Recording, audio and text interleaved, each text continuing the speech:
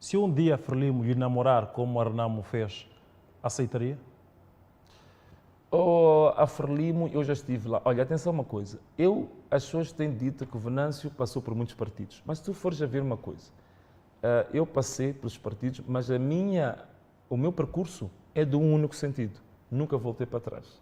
Eu não voltaria para trás de forma absolutamente nenhuma. E digo-te mais, Luciano, a ser namorado pela Frelimo sempre foi o denominador comum desde que eu me meti na política. Quando eu comecei em 2013, eu fui namorado durante esse período todo e até hoje continuo a ser namorado. Ainda antes de ontem, ligaram para mim a dar-me uma série de ofertas caso eu quisesse, como eles dizem, voltar a casa. Mas neste momento o meu caminho é irreversível, eu não volto mais para trás. O que ficou, ficou. É aquilo que a Bíblia diz. Eis que tudo se fez novo. Então o meu caminho é para frente, eu não volto para trás. Já lhe proporam dinheiro? Claro, sim. Dinheiro, não trazer uma mala de dinheiro, mas cargos que iam me proporcionar uma vida financeira e material extremamente abastada. Cargos, benefícios, honras, tudo isso já me foi colocado na mesa e até já falei disso publicamente, nunca tive problemas nenhum de falar disso, mas conforme eu disse, Luciano, em nenhum momento eu me envolvi na política porque estava esperançado em ter benefícios materiais, honra, glória com base na política. Pelo contrário, quando eu deixei a vida que eu tinha antes para meter-me na política, eu sempre estive no ponto mais alto da minha carreira. No sistema financeiro, em 2013, eu estava no sistema financeiro e eu fazia parte do maior conselho de crédito de uma das maiores instituições financeiras do país. Portanto, eu estava a nível de trabalho aplicado a nível da alta administração.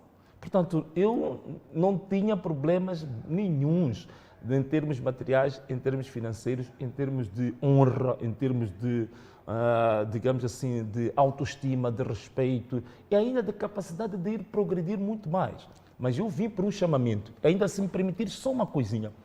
Em todo o meu percurso político, Luciano, eu nunca fui bater a porta de nenhum partido. Todas as vezes vieram bater a minha porta. Portanto, esta que é a grande questão. Nunca fui meter um currículo, porque, olha, estou a pedir para ser admitido como membro, porque quero ver se há um way, há uma forma de eu arranjar maneira, como dizem alguns, para conseguir ter uma vida, não sei o quê, conseguir um lugar, conseguir ter um... Só para dar-te um exemplo simples.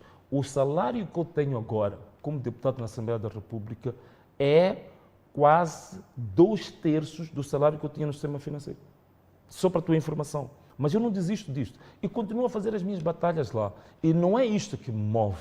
O que me move a mim são questões que eu digo, quando eu noto que aquilo pela qual eu estou a lutar, eu consigo notar de que as pessoas desfavorecidas, aquelas que não têm voz, aquelas que não têm possibilidade de falar num púlpito como a Assembleia da República ou não podem falar num espaço privilegiado como esta televisão, mas têm preocupações, têm problemas, têm aflições. Quando eu consigo pegar as aflições dessas pessoas para um espaço privilegiado e eu noto que aqueles problemas foram resolvidos, olha, não há melhor satisfação na vida do que isso. Quando eu notei que a batalha que eu fiz, por exemplo, para as mamanas do Ancacana, que estavam para ser escorraçadas depois de 30 anos de trabalho naquela área, estavam para ser escorraçadas daquele lugar sem indemnização. Quando eu fiz a luta durante 6 meses, contra tudo e todos, levando porrada, levando chicotadas, sendo caluniado, sendo perseguido, sendo ameaçado de morte, mas no fim da picada, deu-se razão àquelas senhoras, foram indemnizadas, tiveram terrenos, tiveram esperança. Olha, aquilo para mim é a maior satisfação da minha vida, a maior realização da minha vida. Quando eu consigo um campo de futebol, como o campo da Codam, que tinha sido roubado à comunidade, e que eu fiz a luta pelo campo, e o campo foi devolvido à comunidade, que grandes empresas tinham pago mais de 3 milhões de dólares para ficar com aquele espaço. Eu fiz a luta e o campo é devolvido, como foi devolvido o campo de Zichacha, como foi devolvido o campo da Soveste, tantas outras questões que eu estive em grandes batalhas em defesa dos desfavorecidos, em defesa daqueles que não têm voz. Este tipo de resultados, isto dá-me uma satisfação enorme. Quando eu comecei na Assembleia da República em 2015, fui o primeiro parlamentar que levantou o problema das dívidas ocultas. Quando diziam que as dívidas ocultas não existem.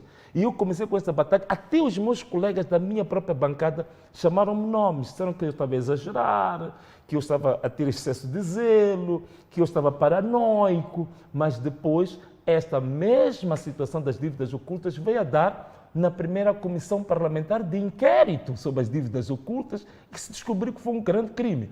Por isso, que até foi selecionado nessa altura como o único homem da oposição que fez parte da Comissão Parlamentar de Inquérito sobre as dívidas ocultas. Então, quando isto acontece, e eu noto que há algum impacto que está a acontecer em favor dos desfavorecidos, em favor dos moçambicanos, isto não tem preço, Luciano, isto não tem preço. É por isso que nunca aceitei nenhuma benesse, nenhum aliciamento, que foram tantos que eu já tive na minha vida. Nunca aceitei um único centavo, nunca aceitei um único cargo para desistir de fazer as grandes batalhas em favor do povo.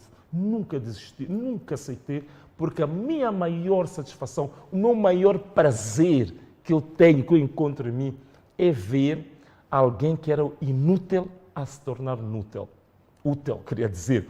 Alguém que estava na aflição, na agonia, mas a ter esperança, porque alguém abriu a sua voz em defesa dessa pessoa. Isso para mim é quase uma espécie de um paraíso antecipado. Muito obrigado, engenheiro Venâncio Mondlane.